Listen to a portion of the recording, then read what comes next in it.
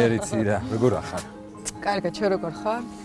გადასარევ. მე რაც თავი მახსოვს, ხერი? მოკლედ სულ ვარ სიმღერაში, დედაჩემიც მღერის, ნუ ოჯახში სულ სიმღერაში ვიყავით. მე ვფიქრობ, რომ აი ეს ჩემი ესე რომ ვთქვათ პლუსიც ალბათ არის ის, რომ ბევრ ჟანრში შემიძლია რომ თავი წარმოვაჩინო. გაუკვირდება, გაოცდებიან, ბევრს გაუხარდება, როცა მე ვიტყვი შენ ვისი ოჯახის შვილიშვილი ხარ. ძალიან სენსიტიური თემაა ჩემთვის. რა თქმა უნდა, ეს განპირობებულია ბებია ბაბუა. ბაბუის თანამდებობიდან გამომდინარე, ესე რა ვთქვათ. ხო, ვარგო ფორმატს, ვარგო პირობასაც გამზაგეთ გამთეხლა აქ და ექსპერიმენტად აი შემოგვიერთეთ თუ შეიძლება.